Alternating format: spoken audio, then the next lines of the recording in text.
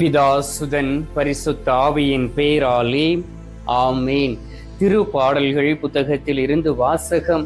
அதிகாரம் 122, இறை வார்த்தை 1. ஆண்டவரது இல்லத்திற்கு போவோம் என்ற அழைப்பை நான் கேட்டபோது அகமகிழ்ந்தேன். ஆண்டவரின் அருள்வாக்கு. இறைவா உமக்கு நன்றி. கிறிஸ்துவுக்குள் பிரியமான என் அன்பு சகோதர சகோதரிகளே, இன்று அதிகாலையிலே நாம் அனைவரும் விசுவாசத்தோடும் நம்பிக்கையோடும் ஒரே குடும்பமாக கூடி நற்கருணை நாதரை ஆராதித்து அவருடைய வார்த்தைகளை கேட்டு அவரிடம் மன்றாடி அவருடைய இரக்கத்தையும் நம்மளுடைய ஜெபங்களையும் ஏறெடுத்து அவரிடமிருந்து எதையாவது பெற்றுக்கொள்ள நாம் வந்திருக்கின்றோம். எனவே உங்களுடைய உள்ளத்தில் விருப்பம் நிறைவேறும்படியாகவும் நீங்கள் கேட்பவற்றை ஆண்டவர் உங்களுக்கு தரும்படியாகவும் உங்களுக்காக நமது நடுவில் உயிருள்ள தெய்வமாக வீற்றிருக்கக்கூடிய நற்கருணை நாதரிடம் மன்றாடுகின்றேன். ஏனென்றால் அவருடைய இரக்கம், அவருடைய கிருபை இந்த உலகத்தில் எந்த ஒரு மனிதராலும் நமக்கு தர முடியாது. எனவே அவரை தேடி வந்திருக்கக்கூடிய நீங்கள், என் ஆண்டவரை நோக்கி நான் பார்ப்பேன், என் ஆண்டவரை நான் வலப்புறத்தில் வைத்துக் கொள்வேன், என் ஆண்டவரிடம் மட்டுமே நான் மன்றாடுவேன் என்று சொல்லி அவரை நோக்கி நீங்கள் ஜெபித்து அவர் தரக்கூடிய ஆசீர்வாதத்தை பெற்றுக்கொள்ளக்கூடியவர்களாக உங்களை மாற்றிக்கொள்ளுங்கள். எனவேதான் சங்கீதம் 121 அதிகாரம் 2 இறை வார்த்தையில் சொல்லப்பட்டு இருக்கின்றது, விண்ணையும் மண்ணையும் உண்டாக்கிய ஆண்டவரிடம் இருந்தே எனக்கு உதவி வரும் என்று சொல்லப்பட்டு இருக்கின்றது. ஏதாவது ஒரு உதவிக்காக நீங்கள் வந்திருக்கலாம். என் ஆண்டவரிடம் நான் மன்றாடுவேன், என் ஆண்டவரிடம் ஒரு மடிப்பிச்சைக்கு நான் கேட்பேன், ஒரு குழந்தை பாக்கியத்திற்காக நான் ஜெபிப்பேன், பிள்ளைகளுடைய மனமாற்றத்திற்காக ஜெபிப்பேன், என்னுடைய குடும்பத்தில் இருக்கக்கூடிய நோய்கள் மாற வேண்டும், சாபங்கள் மாற வேண்டும், கட்டுகள் அறுக்கப்பட வேண்டும், குடும்பத்தில் இருக்கிறவர்கள் நிம்மதியோடு வாழ வேண்டும், சாத்தானுடைய பிடிகளிலிருந்து வெளியிலே வர வேண்டும், பாவ அடிமை கணத்திலிருந்து வெளியே வர வேண்டும் என்று சொல்லி ஏதோ ஒரு எண்ணத்தோடு இந்த நேரத்திலே என்னோடு இணைந்து ஆண்டவரிடம் ஜெபிக்க நீங்கள் வந்திருக்கலாம். நீங்கள் கேட்பதற்கும் வேண்டுதற்கும் முன்பாகவே உங்களுடைய விண்ணப்பங்களை அறிந்த கடவுள் இந்த நாளிலே ஒரு அற்புதங்களை செய்ய போகின்றார். எனவே ஆண்டவர் மீது நம்பிக்கை வையுங்கள். அவர் மீது நம்பிக்கை வைக்கும் பொழுது உண்மையிலும் உண்மையுமாக நீங்கள் விரும்பி கேட்பதை பெற்றுக்கொள்வீர்கள். திருப்பாடல்கள் 125:1 சொல்லப்பட்டு இருக்கின்றது, ஆண்டவர் மீது நம்பிக்கை வைத்துள்ளோர் சீயோன் மலை போல் என்றென்றும் அசையாது இருப்பார்கள் என்றும். உங்களை யாரும் அசைக்க முடியாது. ஆண்டவரே எனக்கு எல்லாம், என் கண்மலையாய் இருக்கக்கூடிய ஆண்டவரை நோக்கி பார்ப்பேன், எந்த ஒரு பிரச்சனையினாலும் என் ஆண்டவரிடம் கேட்பேன் என்கின்ற அந்த ஒரு எண்ணம் உங்களுக்குள் கடந்து வர வேண்டும். அவ்வாறு வரக்கூடிய நேரத்தில் தான் இந்த நாளிலே நாம் கேட்ட இறை வார்த்தையின்படி ஆண்டவரது இல்லத்திற்கு போவோம் என்கின்ற அழைப்பை நான் கேட்ட பொழுது அகமகிழ்வேன் என்று சொல்லப்பட்டு இருக்கின்றது. ஆம் அன்பார்ந்தவர்களே, எத்தனை பேர் ஞாயிற்றுக்கிழமை பூசைக்கு நீங்கள் போகிறீர்கள்? பாதி பேர், 190% மக்கள் பாதி பூசையின் நேரத்தில் தான் கோயிலுக்குள் போவார்கள். அநேக மக்களை நான் பார்த்து இருக்கின்றேன். நற்செய்திக்காக குருவானவர் எல்லோரும் எழுந்து நின்றும் அந்த நற்செய்தி வாசிக்கும் பொழுது கேட்கும் பொழுது இந்த ஆட்டு மந்தையை போல ஒரு குரூப் எப்பொழுதுமே கோயிலுக்குள் வரும். எப்போ இவர்கள் நற்செய்தி வாசகத்திற்காக எழுந்து நிற்பார்கள் என்று சொல்லி வெளியிலே காத்து இருப்பார்கள். அன்பார்ந்தவர்களே, ஆண்டவரை தேடி செல்ல நீங்கள் காத்திருக்கவே இருப்பீர்கள் என்றால் ஆண்டவரை கண்டுகொள்ள முடியாது. ஆண்டவரை பார்க்க வேண்டும் என்று முடிவு செய்துவிட்டால் அவரை தேடி நாடி நீங்கள் தான் போக வேண்டும். கோயிலுக்குள் சென்றவுடனே ஆண்டவருடைய பிரசன்னத்தை உணர்ந்து கொள்ள முடியும். ஏனென்றால் அந்த நற்கருணை பேழையிலே ஆண்டவர் உயிருள்ள தெய்வமாக இருக்கின்றார். ஒரு குருவானவர் திருப்பலி நடத்தும் பொழுது விண்ணகமே அந்த பலிபீடத்தை சுற்றிலும் வந்து ஆண்டவராகிய இயேசு கிறிஸ்துவை ஆராதித்துக் கொண்டு இருக்கிறார்கள். அந்த குருவானுடைய கையின் வழியாக அந்த இடத்திலே ஆண்டவராகிய இயேசு கிறிஸ்துவை பாவம் போக்கும் பலியாக பலியிடக்கூடிய நேரத்திலே அந்த விண்ணகமே அழுகின்றது. ஆனால் நீங்கள் கோயிலுக்குள் இருந்து கொண்டு பேசிக்கொண்டு, மற்றவர்களை குறை சொல்லிக் கொண்டு, கையிலே செல்போனை வைத்துக் கொண்டு, ஒரு மெசேஜ் வந்த உடனே அதை எடுத்து பார்த்து கொண்டு, ஒரு போன் வந்துவிட்டால் ஆண்டவரை விட்டுவிட்டு வெளியிலே போய் நீங்கள் உங்களுடைய நண்பர்களோடும் உங்களுக்கு பிரியமானவர்களோடும் பேசிக்கொண்டு இருக்கிறீர்களே, உங்களுடைய வாழ்க்கையில் பிரச்சனை வரும் பொழுதும் எவ்வாறு கடவுள் உங்களை ஆசீர்வதிக்க முடியும்? உங்களை ஆய்ந்து அறிந்து பாருங்கள். என் ஆண்டவருடைய கோயிலுக்கு போவோம் என்று ஆண்டவர் அந்த அழைப்பை கேட்டவுடனே நான் அகமகிழ்ந்தேன் என்றும் அழகாக தாவீது சொல்லுகின்றார். இது ஒரு சியோன் மலை திரு பயணத்திற்கு தாவீது சென்றிருக்கலாம். அந்த சியோன் மலையில் அவர் ஏறி செல்லும் பொழுது ஒரு புறத்திலே ஒலிவ மரங்கள் இருந்து இருக்கின்றன, இன்னொரு புறத்திலே அந்த எருசலேமினுடைய கோயில்கள் அவருக்கு கண் முன்பாக இருந்தன. அவற்றை பார்க்கும் பொழுது அவருடைய உள்ளம் ஏங்குகின்றது. எருசலேமே, இதோ நாங்கள் அடியெடுத்து வைத்து உன் வாயில்களில் நிற்கிறோம் என்று சொல்லுகின்றார். சங்கீதம் 122:2. அன்பார்ந்தவர்களே, எத்தனை பேர் மனசாட்சியை தொட்டு உங்களால் சொல்ல முடியும், கோயில் திறப்பதற்கு முன்பாக என் ஆண்டவராகிய இயேசு கிறிஸ்துவை தேடி நான் கோயிலுக்கு போனேன் என்று உங்களால் சொல்ல முடியுமா? உங்களால் கண்டிப்பாக சொல்ல முடியாது. பிரியமானவர்களே, கோயிலுக்குள் சென்ற பிறகும் எத்தனை பேர் தூங்கி கொண்டு இருக்கிறீர்கள்? குருவானவர் அந்த நற்செய்தி வாசகம் வாசித்த பிறகு ஒரு பிரசங்கம் கொடுக்கக்கூடிய நேரத்திலே அநேக பேர் குறை சொல்வது உண்டு.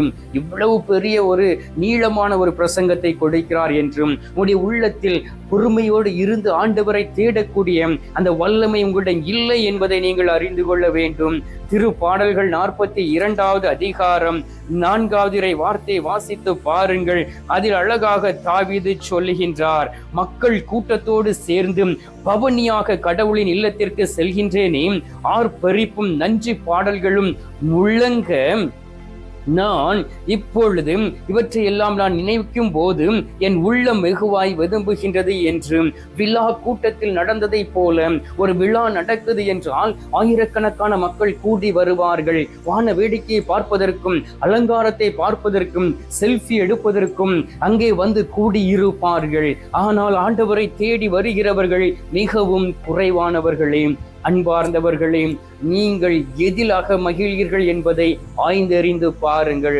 கடவுளில் அகமகிழ்கிறீர்களாம், கடவுளுடைய கோயிலுக்கு போவதில் மகிழ்ச்சியோடு இருக்கிறீர்களாம், அல்லது உலகபூர்வமான காரியங்களிலே நீங்கள் வீழ்ந்து கிடந்து இருக்கிறீர்களா என்று ஆய்ந்தறிந்து பாருங்கள். அன்பார்ந்தவர்களே, கிறிஸ்தவ வாழ்க்கை என்பது ஒரு பயணம். ஒரு மலையின் மீது ஏறுவதை போல ஒவ்வொரு நாளும் நாம் ஏறிக்கொண்டே சென்று கொண்டு இருக்கும். ஆனால் நம்முடைய வாழ்க்கையிலே, அந்த ஆவிக்குரிய வாழ்க்கையிலே நாம் முன்னேறி வரும் பொழுது ஆண்டவருடைய பிரசன்னத்தை நம்மால் உணர்ந்து கொள்ள முடியும். எனவே தான் இந்த நாட்களிலே ஆண்டவர் உங்களை பார்த்து சொல்லுகின்றார், நான் என்னுடைய பிள்ளைகளை ஆசீர்வதிப்பேன். சோதோமையில் இருந்து வெளியிலே வந்த லோத்துவை பார்த்து ஆண்டவர் சொன்னார். ஆதி ஆகமம் தொடக்க நூல் 19வது அதிகாரம் 17வது வார்த்தையிலே, நீ அழியாதபடி நீ மலைக்கு ஓடி போய் என்று ஆண்டோடைய வார்த்தை சொல்லுகின்றது. மலை ஏறுவது கஷ்டமாய் இருந்தாலும் மலையின் உச்சியிலே தெய்வீக சமாதானமும் தெய்வீக பிரசன்னமும் தெய்வீக மகிமையையும் நாம் கண்டுகொள்ள முடியும். அன்பார்ந்தவர்களே, அப்படி என்றால் நம்முடைய ஆன்மீக வாழ்க்கையிலே நாம் உயர்ந்து கொண்டே இருக்க வேண்டும். ஆண்டவரை தேடி செல்ல வேண்டும். ஆண்டவருடைய நற்கருணை பேழை இருக்கக்கூடிய இல்லத்திற்கு போக வேண்டும். எங்கெல்லாம் நற்கருணை நாதர் எழுந்தேற்றம் செய்து வைத்திருக்கிறார்களோ அந்த நற்கருணை சிற்றாலயத்தில் போய் உங்களிடம் இருக்கக்கூடிய பிரச்சனைகளை சொல்லி ஜெபிக்கக்கூடியவர்களாக இருக்க வேண்டும். யோசுவா 14:11 வாசித்து பாருங்கள். மலை நாட்டை எனக்கு தாரும் என்று அவர் கலேப் யோசுவாவிடம் கேட்டார். மலை நாட்டை சொந்தமாக்கி கொள்ள வயதான அந்த கலேப்பு விரும்பினார் என்று சொல்லப்பட்டு இருக்கின்றது. அப்படி என்றால் நமக்கு முன்பாக சீயோன் மலையை போல ஆண்டவர் இருக்கின்றார். எனவே அவரை சொந்தமாக்கி கொள்ள வேண்டும், அவருடைய கோயிலை சொந்தமாக்கி கொள்ள வேண்டும். ஒவ்வொரு நாளும் அவரை தேடி செல்லக்கூடியவர்களாக இருக்கும் பொழுது நாம் ஆண்டவருடைய பிரசன்னத்தில் நாம் வாழ முடியும். அன்பார்ந்தவர்களை, திருப்பாடல்கள் 124:8 வாசித்து பாருங்கள். நம்மளுடைய விருப்பத்தினாலும் இரக்கத்தினாலும் வானத்தையும் பூமியையும் உண்டாக்கிய ஆண்டவருடைய பெயரில் தான் உள்ளது என்று சொல்லப்பட்டு இருக்கின்றது. சங்கீதம் 124:8. ஆண்டவருடைய பெயரே நமக்கு துணை, விண்ணையும் மண்ணையும் உண்டாக்கியவர் அவர்தான் என்று சொல்லப்பட்டு இருக்கின்றது.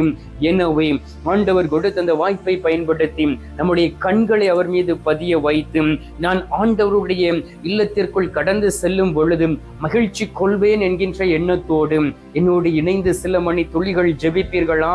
நாம் இப்பொழுது ஜெபித்து ஆண்டவர் தரக்கூடிய ஆசீர்வாதத்தை பெற்றுக்கொள்வோம். எங்கள் பரலோக தந்தையே, இயேசு கிறிஸ்துவே, தூயனல் ஆவியே, தகப்பனே, இந்த அருமையான நாளுக்காகவும் காலை பொழுதிற்காகவும் உமக்கு நன்றி சொல்லி உம்மை துதிக்கிறேன் அப்பா. ஒவ்வொரு நாளும் தகப்பனே, நீர் எங்களை ஆசீர்வதித்து உமது கிருபையினாலும் பலத்தினாலும் தாங்குகின்றீர். ஆண்டவராகிய இயேசு கிறிஸ்துவே, நாங்கள் இந்த உலகத்தில் எப்படி வாழ வேண்டும் என்பதை நீர் எங்களுக்கு கற்றுத் தருவதற்காக உமக்கு நன்றி சுவாமி. விண்ணையும் மண்ணையும் படைத்த நீரே எங்களுக்கு துணையாக இருக்கின்றீர். உம்மை தவிர எங்களுக்கு இந்த உலகத்தில் வேறு யார் உண்டு தகப்பனே? திரு பாடல்கள் 123:1 சொல்லப்பட்டு இருக்கின்றது, விண் உலகில் வீற்றிருப்பவரே, உம்மை நோக்கி என் கண்களை உயர்த்தி உள்ளேன் என்றும். நீர் விண் உலகில் இருக்கின்றீர், மண் உலகில் மனிதராக கடந்து வந்தீர். என் ஆண்டவராகிய இயேசு கிறிஸ்துவை நீர் எங்களுக்கு கொடுத்து எங்கள் நடுவிலே நீர் வாழ வைத்து இருக்கின்றீர். இந்த நாளிலும் தகப்பனே, உமது திருமுகத்தை தரிசிக்க எங்களுக்கு வாய்ப்பை கொடுத்து இருக்கின்றீர். இதோ ஆயிரக்கணக்கான மக்கள் உம்மை தேடி வந்து என் ஆண்டவராகிய இயேசு கிறிஸ்து எனக்கு போதும், அவர் எனக்கு ஒரு சகாயம் செய்ய மாட்டாராம், விண்ணையும் மண்ணையும் படைத்ததை போல என்னை ஒரு புது படைப்பாய் மாற்ற மாட்டாராம், பாவத்தில் வாழ்ந்த நாட்கள் போதுமே, என்னுடைய வயது ஏறிக்கொண்டு போகின்றதே, பழைய பாவங்களை அறிக்கையிடாமல் வாழ்ந்து கொண்டு இருக்கிறேனே, இந்த நாளிலே நல்லதொரு பாவ சங்கீர்த்தனையும் செய்து என்னுடைய வாழ்க்கையில் இருக்கக்கூடிய பாவத்திலிருந்து வெளியிலே வந்து என் ஆண்டவரோடு இணைந்து இருப்பேன் என்று சொல்லி உம்மை நோக்கி ஜெபிக்கக்கூடிய பிள்ளைகளை ஆசீர்வதியும் சுவாமி. அவர்கள் மகிழ்வார்கள் ஆகும், மகிழ்ச்சி கொள்வார்கள் ஆகும், ஒவ்வொரு நாளும் திருப்பலியில் பங்கு கொண்டு ஜெபிப்பார்கள் ஆகும். என் ஆண்டவருடைய கிருபையினாலும் பலத்தினாலும் இந்த உலகத்தில் வாழக்கூடியவர்களாக உருமாறிட வேண்டுமாய்மை நோக்கி ஜெபிக்கிறேன் அப்பா. இந்த அருமையான நேரத்திலே தகப்பனே, நீர் எங்களுடைய குரலை கேட்டிருப்பதற்காக உமக்கு நன்றி. குரலை கேட்டு பதில் தந்திருப்பதற்காக உமக்கு ஸ்தோத்திரம், ஸ்தோத்திரம், ஸ்தோத்திரம். மீட்பெரும் இரட்சகருமான இயேசுவின் திருக்கரத்தில் ஒப்புக் கொடுத்தும் எங்கள் பாதுகாவலராம் புனிதர் சூசையப்பர் வழியாக ஜெபிக்கின்றோம். அன்பு தந்தையே, ஆமீன். பரலோகத்தில் இருக்கிற எங்கள் பிதாவே, உம்முடைய நாமம் அர்ச்சிக்கப்படுவதாக, உமது ராஜ்யம் வருக, உமது சித்தம் பரலோகத்தில் செய்யப்படுவது போல பூலோகத்திலும் செய்யப்படுவதாக. எங்கள் அனுதின உணவை எங்களுக்கென்று அளித்தருளும். எங்களுக்கு தீமை செய்கிறவர்களை நாங்கள் பொறுப்பது போல எங்கள் பாவங்களை பொறுத்தருளும். எங்களை சோதனை விளைவிடாதையும் தீமையில் இருந்து எங்களை ரட்சித்தருளும். ஆமேன். அருள் நிறைந்த மரியே வாழ்க, கர்த்தருடன் பெண்களுக்குள் ஆசீர்வதிக்கப்பட்டவள் நீரே, உம்முடைய திரு வயிற்றின் கனியாகிய இயேசும் ஆசீர்வதிக்கப்பட்டவரே.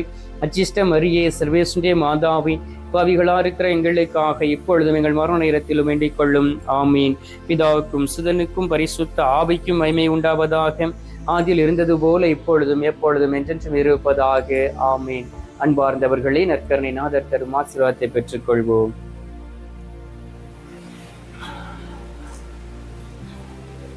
எல்லாம் அல்ல இறைவன், பிதா, சுதன், பரிசுத்த ஆவி உங்களை ஆசீர்வதிப்பாராக.